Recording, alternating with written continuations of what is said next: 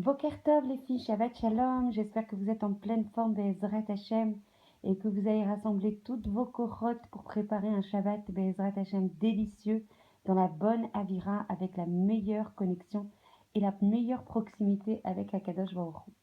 Aujourd'hui en fait on va parler du fait que certaines prières, pourquoi certaines prières qu'on récite pourtant avec beaucoup de kavana et beaucoup d'intention restent sans réponse.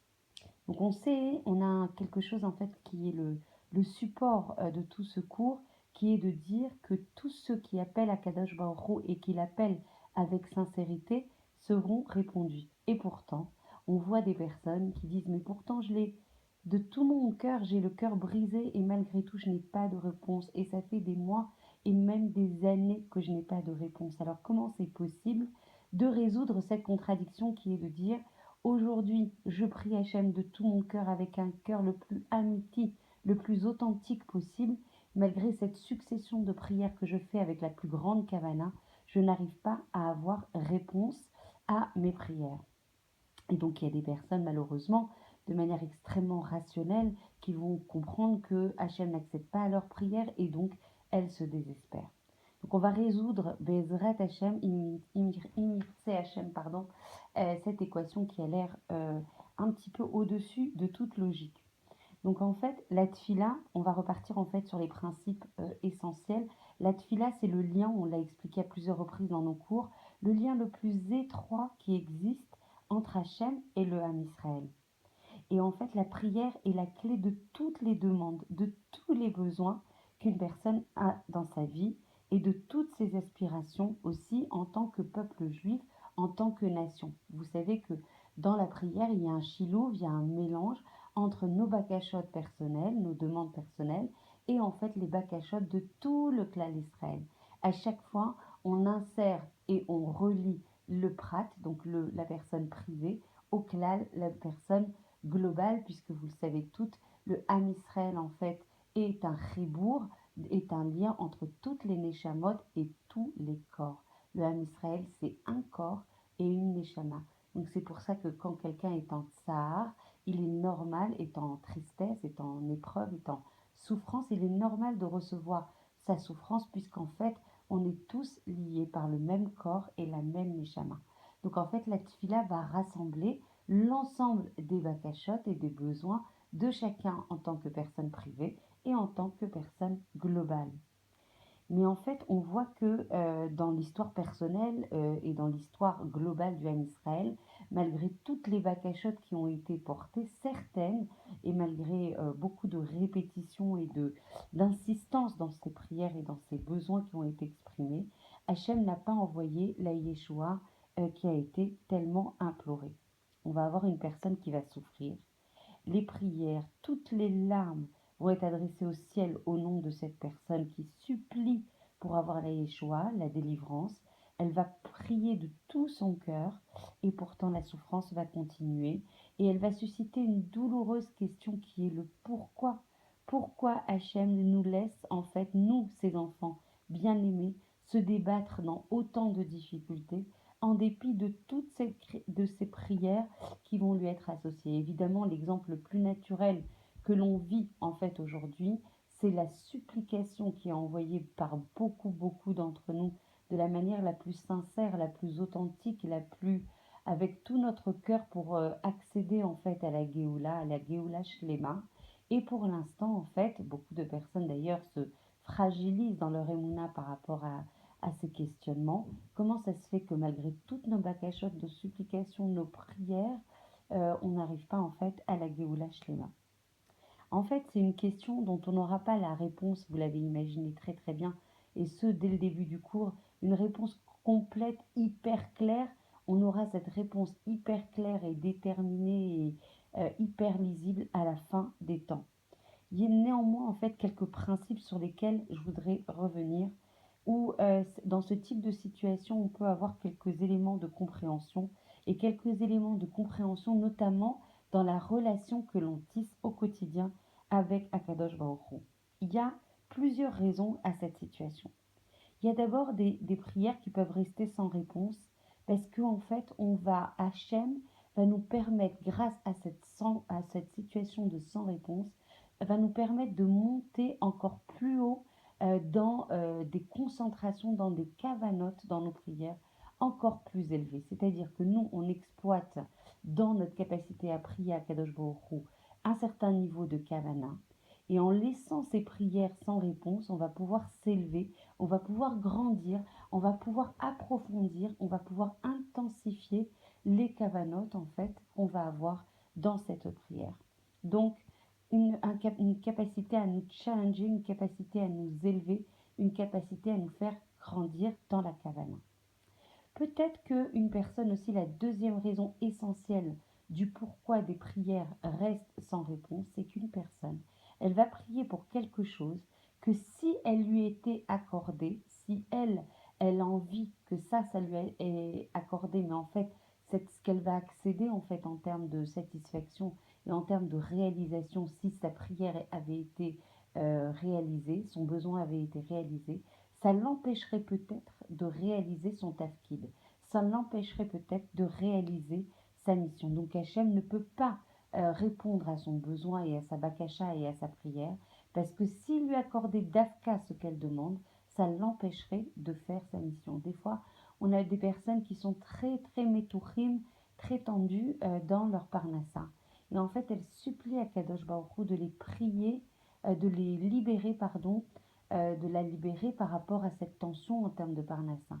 Et Hachem, qui lui est complètement juste et qui connaît complètement le ta'alir de cette neshama, le processus en fait de tikkun, de réparation de cette neshama, il va refuser d'accéder à cette demande et pourtant il peut tout et pourtant il pourrait libérer cette personne parce qu'il sait que dans ce Gilgoul, dans cette réincarnation, cette neshama a besoin de se réparer sur un certain nombre de choses et donc il n'accède pas à sa demande parce qu'il veut le bien de cette neshama, parce qu'il ne veut que le bien de cette neshama, parce qu'il veut qu'elle arrive à la réalisation de sa mission pour accéder après à la vie éternelle sans aucune réparation à faire, parce qu'on sait à quel point une heure de souffrance en fait, lo alenu, dans le Olam à Netzach, dans le Olam de la vérité, est beaucoup plus, et je ne sais plus quel midassa, mais je vous rechercherai en fait les Tnaïm, est immensément, infiniment plus grave que si on a des souffrances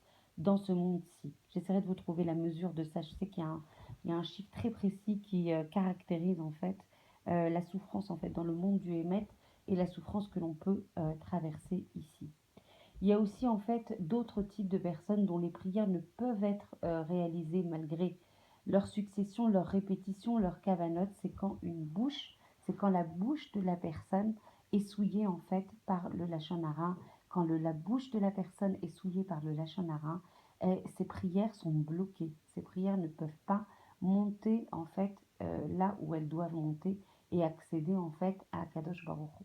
Donc très très très important de protéger sa bouche et de vraiment être plutôt dans le silence que dans des développements qui n'apportent rien et qui n'apportent justement que blocage et que incapacité en fait à rejoindre Akadosh Baruch Hu, à se coller à lui.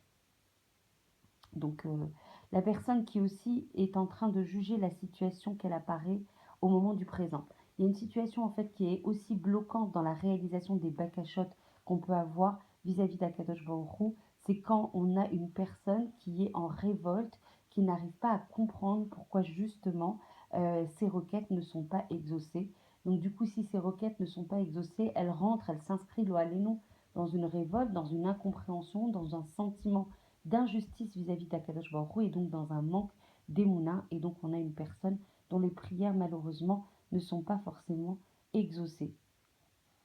Et tout ce qui réussit ou se déroule sereinement et facilement dans la vie résulte du fait qu'Hachem exauce les prières d'une personne et qu'il empêche même de nombreux contretemps de se produire. Quand on voit quelque chose qui se réalise de manière assez fluide, c'est qu'Akadosh Baruch Hu a exaucé en fait la prière. Il est vraiment essentiel de comprendre tous ces concepts afin de ne jamais avoir une idée nuisible, très complètement bloquante, fausse, qu'Hachem ignore et n'écoute pas nos suppliques qui proviennent de notre cœur. Il est vraiment pas souhaitable et même extrêmement préjudiciable d'imaginer cette situation. Hachem, il entend toutes les prières. Il n'y a aucune prière qui est faite, en fait, la chave qui est faite en vain. Toutes les prières, elles sont faites, écoutées et gardées auprès d'Akadosh Baruch Hu. Il ne saurait être, c'est des fois notre compréhension humaine qui est limitée, qui nous fait imaginer par le Yetzer Hara que nos prières ne montent pas et ne sont pas écoutées par Akadosh Baruch Hu.